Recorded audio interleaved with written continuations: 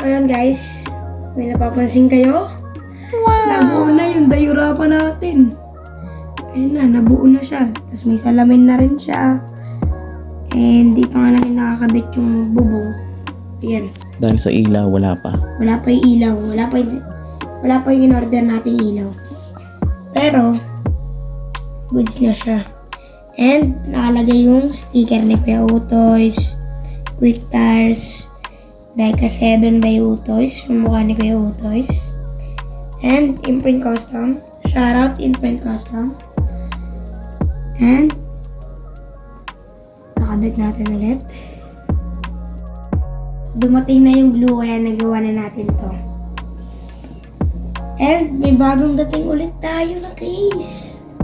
Sino nakapag-check out na? Comment. Sino nakapag-check out na neto? Ganito. Yung ganitong case. Sino nakapag-check out na neto?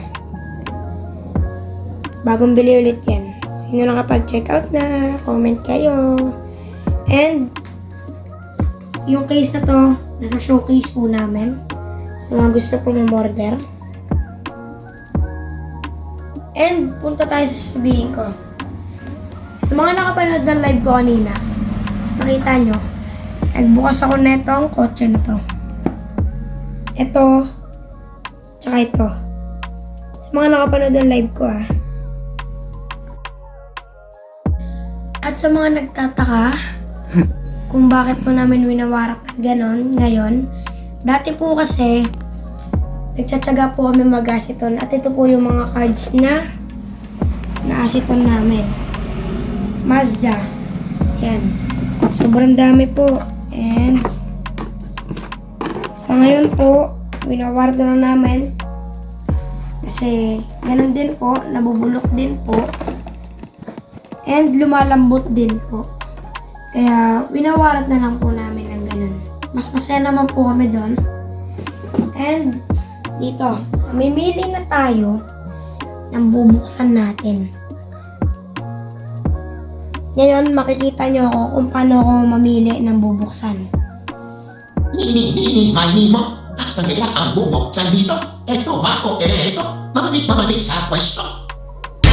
Itong 71 Mustang funny car. Wow! Ang dalata naman na funny car kasi mukhang naglalaro to sa Japan. Mukhang nagdi-drift to. And abangan nyo to sa next vlog natin. Bubuksan natin to.